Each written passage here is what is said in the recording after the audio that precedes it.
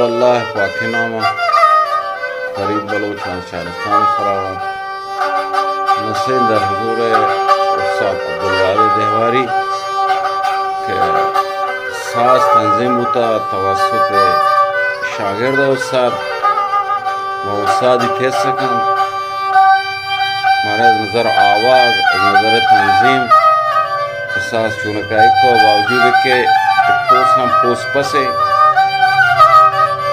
استاد باره سرود من عاشق خدایم فرید جان من عاشق خدایم سید قربا پا مصطفیٰ من عاشق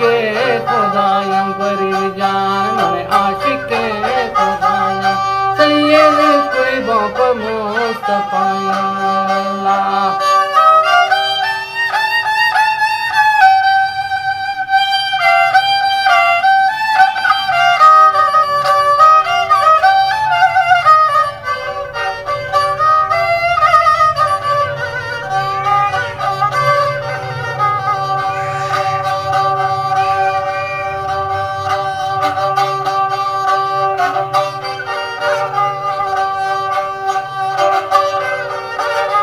استاد سرود چون हमारे نظر تنظیم با عرض ادب و سلام خدمت عزیزان و سرود از حضور مبارک شما باش کرده ولی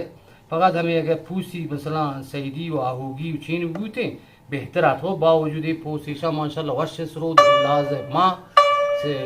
ساز و تار و تمام چیزی خراک مرکشن بری بره تمام چیز بری بره فقط یعنی همیشه که اگر چنانچه پوسی سیدی یا مثلا آهوگی چینی بوده گوڑا باز بورتی تھی چیز پوس پسی کی مانی صدای بهتر بود صدای हाँ مرد هوا هم کم نم بود هوا و شارجی ما روبرو کلور هم نشتگی हाँ तो ये वो हवा की शारजी वो सरोदान लगे कम ना कोई करो लहाज तामीराती सरोद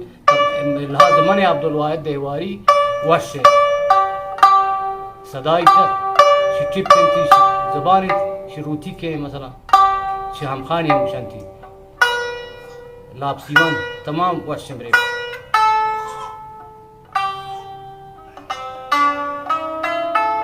खार शागिर्द चुन उस्ताद